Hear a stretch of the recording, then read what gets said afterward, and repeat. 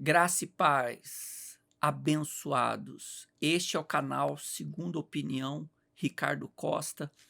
Vamos a uma revelação do Evangelho do Cristo ressuscitado.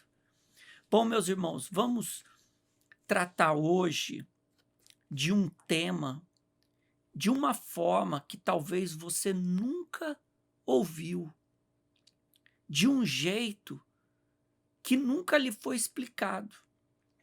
Aqui na terra foi plantado duas sementes, dois tipos de pessoas, dois tipos de seres foram semeados. Vamos usar essa palavra, semeados. Foram semeados dois tipos de pessoas aqui na terra. Vamos ler um texto que está escrito em Gênesis. Gênesis, capítulo 2 e versículo 7. Acompanhe comigo. Então formou o Senhor Deus ao homem do pó da terra e lhe soprou nas narinas o fôlego de vida, e o homem passou a ser alma vivente. Então, nesse versículo aqui de Gênesis, que está tratando do primeiro homem, de Adão, como Adão foi formado. Todo mundo sabe a história que Deus pegou do pó e fez o primeiro homem, fez Adão. E Adão era alma vivente. Você vai entender aonde eu quero chegar nos próximos versículos. Adão foi feito alma vivente, porém não tinha espírito. Vamos ver o que diz o apóstolo Paulo na sua primeira epístola aos Coríntios, capítulo 15, versículo 45 ao 47. Veja só. Assim como está escrito, o primeiro homem, Adão, foi feito alma vivente. O último Adão, porém, é espírito vivificante. Mas não é o primeiro Adão o espiritual, e sim o natural. Depois, o espiritual. O primeiro homem formado da terra é terreno, o segundo homem é do céu. Então, nesse texto, o apóstolo Paulo dá uma explicação, mostrando a diferença dos dois Adões. O primeiro Adão, sendo criado, uma criatura de Deus, sendo somente uma alma vivente, e o segundo Adão, assim como era chamado Jesus, era espírito vivificante. Para começo, de base a essa explicação, lógico que não veio primeiro Adão e depois Jesus. Não, estamos tipificando nesse contexto os tipos de pessoas que existem na Terra. Adão, o primeiro homem, a qual por ele, através dele, entrou o pecado e a morte. Jesus, também chamado segundo Adão, através dele entrou a vida. Uma diferença. Desde então, se você observa lá no começo do Gênesis que ia ter uma disputa, ia ter uma divergência entre a descendência da mulher e a descendência da serpente, da Túcia, a descendência de Adão. Logo, depois de Adão, Caim. Caim, a primeira semente má,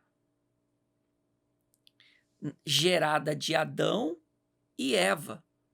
E Eva, Abel, a primeira semente boa, gerado de Eva e Adão. O que eu quero começar a explicar para vocês é um fundamento. Jesus de Nazaré, Jesus, o Filho de Deus, segundo a carne, ele sempre falou de dois tipos de pessoas, dois tipos de seres que tinha no nosso meio. Ele usou algumas metáforas ou usou a linguagem que os judeus entendia, mas ele deixou claro que tinha dois tipos de pessoas aqui na Terra. Ele deu exemplos como o joio e o trigo. Ele falou da palha e do ramo. Ele falou de bodes e ovelhas. Ele mostrou esses tipos de pessoas. Vamos ver o que está escrito em Mateus, livro histórico de Mateus, capítulo 14, versículo 24. No texto se fala da mulher cananeia, uma mulher que era de um povo não judeu. Ela não era uma judia. E a Bíblia fala que Jesus veio para os seus, para o povo judeu. Mas o que eu quero mostrar nesse contexto dessa história da mulher cananeia é um detalhe. Vamos então ver o que está escrito em Mateus 14, 24. Não fui enviado senão às ovelhas perdidas da casa de Israel. Jesus, ele veio para ovelhas perdidas, filhos de Deus perdidos. Ele não veio para bodes. Há uma diferença entre ovelha perdida e bodes. Deus não tem com o bode, com aquelas pessoas que Jesus chamou de bode. Ele também não teve com pessoas que foi chamado de joio. E também não teve nada com as pessoas que ele chamou de palha. Vamos ver agora o que fala em Mateus, capítulo 25, livro histórico de Mateus, no capítulo 25, do 32 ao 35. E de todas as nações serão reunidas em sua presença, e ele separará um dos outros, como o pastor separa os bodes das ovelhas. E porás as ovelhas à direita, mas os bodes à esquerda. Então direi o rei aos que estiverem à sua direita: vinde, benditos do meu Pai, entrai na posse do reino que vos está preparado desde a fundação do mundo. Então, nesse texto, mais uma vez, ficou claro, ficou nítido a separação de bodes e ovelhas. As ovelhas foram separados à direita, mas os bodes à esquerda. Os que foram separados à direita foi chamado de benditos do meu Pai. E teve um destino para eles.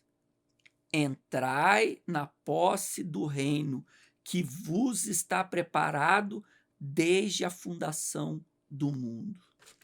Então, mais uma vez, vamos voltar à lista da diferença das duas sementes, dos dois tipos de pessoas que existem na Terra.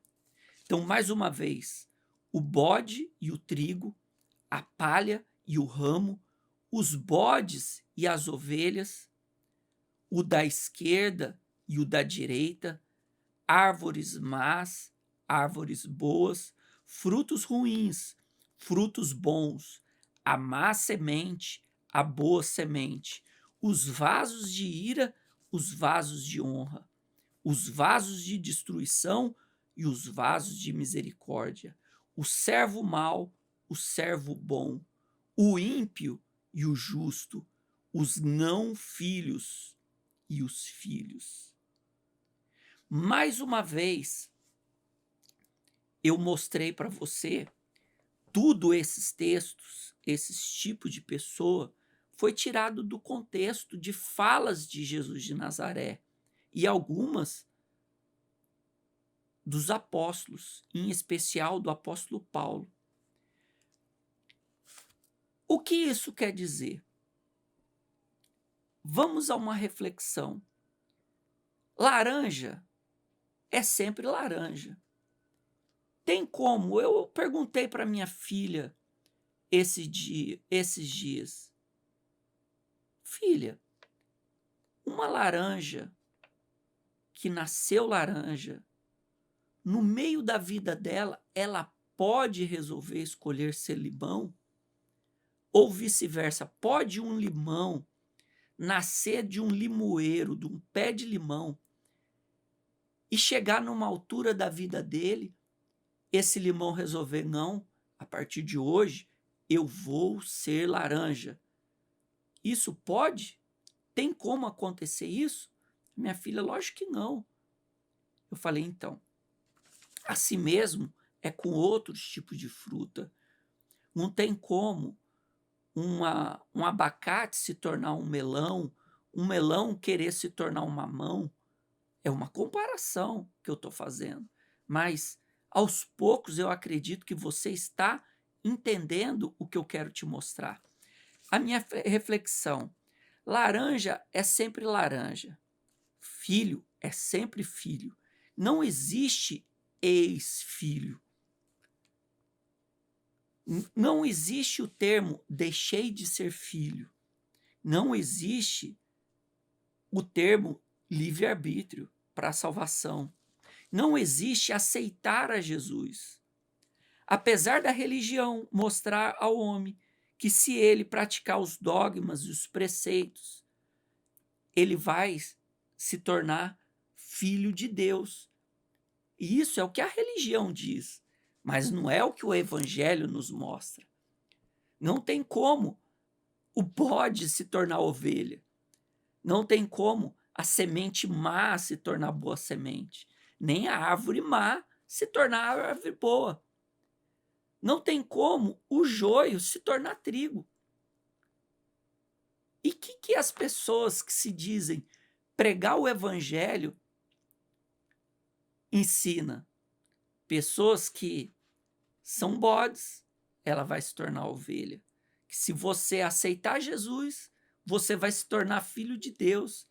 Aliás, é algo impossível, incabível alguém aceitar Jesus. Se está escrito que ele que nos escolheu. Aliás, ele nos escolheu antes da fundação do mundo. Que está escrito em Efésios, carta do apóstolo Paulo, à igreja de Efésios, no capítulo 1, do versículo 4 e o 5. Está escrito assim: assim como nos escolheu nele, antes da fundação do mundo, para sermos santos e irrepreensíveis perante ele em amor. Nos predestinou para ele, para a adoção de filhos, por meio de Jesus Cristo, segundo o beneplácito da sua vontade. Então, como nós acabamos de ler aqui, nós fomos escolhidos desde antes da fundação do mundo. Se você lembrar o que nós lemos agora há pouco, nós fomos separados para entrar e tomar posse do reino que vos está preparado desde a fundação do mundo. Isso é o que o Evangelho nos diz. É isso que o Evangelho nos revela. Fomos escolhidos por Deus. Os filhos de Deus foram escolhidos. As sementes boas plantados nessa terra. Ricardo, mas qual é o critério que Deus usou? Eu não sei. Cabe a Ele. Ele é soberano. Está escrito segundo o beneplácito da sua vontade. Foi segundo o seu querer. Quem somos nós? Quem sou eu? Quem é você para questionar Deus se há injustiça da parte de Deus? Não há. É criação dele. É mérito dele. A escolha dele. Vamos ler agora comigo o que está escrito em Romanos. Carta do apóstolo Paulo à igreja de Roma, no capítulo 9, o versículo 11 e o 13. E ainda não eram os gêmeos nascidos, nem tinham praticado o bem ou o mal, para que o propósito de Deus quanto à eleição prevalecesse, não por obras, mas por aquele que chama. Como está escrito, amei Jacó, porém odiei Esaú. Em outras versões está escrito, me aborreci de Esaú. Então aqui nesse texto, o apóstolo Paulo, segundo a revelação de Jesus Cristo dado a ele, foi feita uma escolha. Os gêmeos Jacó e Esaú, antes deles ter nascido, antes deles ter praticado coisa alguma, ou bem ou mal, ele tinha sido escolhido. Eu vejo já vi muitos pregadores pregando a história de Jacó, pregando a história de Esaú, que Esaú vendeu o seu direito de primogenitura por um prato de lentilha, que Jacó enganou seu pai, Isaque, enganou seu irmão, mas nenhum deles, quase nenhum pregador, mostra o sentido daquilo, o porquê daquilo. Independente se Jacó tivesse enganado seu irmão ou não, se tivesse enganado seu pai ou não, a bênção de Deus estará sobre ele, porque ele foi escolhido desde antes da fundação do mundo. Não ia fazer diferença nenhuma. Para os planos de Deus, a bênção de Jacó, a bênção de Deus sobre a vida de Jacó.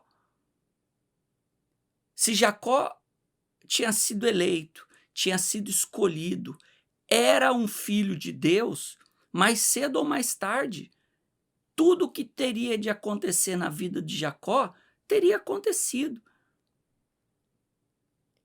Jacó foi escolhido, ele nem tinha praticado o bem nem o mal, antes do ventre da mãe. Então, por aí já dá para você ter uma ideia do critério de escolha de Deus. Deus sabe quem Ele quer, quem Ele elege, quem Ele predestina, qual o predestino do filho. O predestino do Filho de Deus é quando esse corpo, essa semente, ela for plantada de volta à terra, quando esse corpo tombar, quando esse tabernáculo tombar, quando acabar a vida do eleito aqui nessa terra, o espírito dele, que foi escolhido, vai voltar para o Pai, independente de suas obras. Não é por isso que eu vou falar para você: ah, não, você vai praticar o que você quiser praticar, você é um filho de Deus. Negativo. Os filhos de Deus foram chamados para viver uma vida de santidade. Dentro do coração do Filho de Deus há um sentimento de agradar o Pai, de obedecer o Pai, de obedecer à vontade de Deus. O coração do eleito é diferente. Ele quer agradar o Pai, ele quer fazer a vontade de Deus. O Filho de Deus, o eleito, ele pode até errar, mas o momento da vida dele, ele vai se arrepender. A palavra vai ser pregada, vai chegar ao ouvido dele. E como está escrito, a ovelha ouve a voz do seu pastor. Ele vai ouvir a voz de Deus, mais cedo ou mais tarde. Agora, um último versículo. Epístola de Judas, no capítulo 4. Presta atenção. Pois certos indivíduos se introduziram com dissimulação, os quais, desde muito, foram antecipadamente pronunciados para esta condenação. Homens ímpios que transformam em libertinagem a graça do nosso Deus e nega o único soberano e Senhor Jesus Cristo. Então, nesse texto está falando de uma condenação que antecipadamente foi pronunciado para homens ímpios, para homens cruéis, para assassinos. Você vê ao longo da história vários homens que foram, as suas características mostra como filhos da destruição, como vasos de ira. A Bíblia fala dos vasos de ira que Deus, com muita paciência, suportou. E tem propósito de Deus tanto nos vasos de honra quanto nos vasos de ira. Os propósitos de Deus, os desígnios de Deus, eles não podem ser mudados. Nem que se for para isso, Deus suportar um vaso de ira, Deus suportar uma má semente. Como eu estava dizendo, ao longo da história, vários homens mostraram ter as características desses vasos de ira, que preparado para eles antecipadamente está a condenação de um juízo. Então, e o juízo desses vasos de ira é a destruição. Ricardo, então quer dizer que os vasos de ira vão para o inferno? Não. Eu vou mostrar para você o que é o inferno. Esse suposto inferno que a Igreja Católica, lá no ano 300, o imperador Constantino criou, colocou na cabeça dos religiosos para trazer medo, para trazer tortura, para trazer pânico e manter o povo preso ao medo. Eu vou mostrar no próximo vídeo o que é o inferno, o que significa o inferno e o que é a destruição. Talvez agora você terminou de se assustar de vez. Ricardo, o que que você está falando? Como assim o inferno não existe? Inferno como local não existe. Inferno como local não existe. Isso foi criado por Constantino na criação do cristianismo. E as igrejas evangélicas abraçaram isso de uma maneira que eles não abrem mão. Mas os líderes sim sabem disso. Eles enganam os incautos, como um dia me enganou. Eu ia para a igreja, como a maior parte dos que se dizem evangélicos, os crentes, é com medo de um suposto inferno. Mas não é impossível um filho de Deus, um filho da luz, ir para a destruição. Deus jamais ia destruir um filho dele. Ele vai corrigir o filho dele. Ele vai disciplinar o filho dele. A Bíblia fala que o pai, ele corrige ao seu filho. O pai, ele não mata o filho. Ele não destrói o filho. Muito pelo contrário. Ele corrige e exorta. Então, aqui, homens ímpios, tem uma condenação para eles. Os exemplos, alguns exemplos na Bíblia. Caim, Judas, na história vários outros, Nero, outros imperadores romanos, assassinos do tipo terroristas, Osama Bin Laden, Saddam Hussein, Hitler, entre outros. Você vê pessoas que tiram a vida das outras pessoas sem nenhum remorso, sem nenhum ressentimento, sem nenhum arrependimento. Ela faz aquilo com prazer, ela quer destruir, ela quer sequestrar, ela mata, ela esquarteja, ela faz o pinta e borda, sem nenhum arrependimento. E essas são as características dos filhos da perdição, dos vasos de ira, que o que está separado para eles é a destruição. Então eu aguardo você em um novo vídeo. Fica na paz, graça e paz.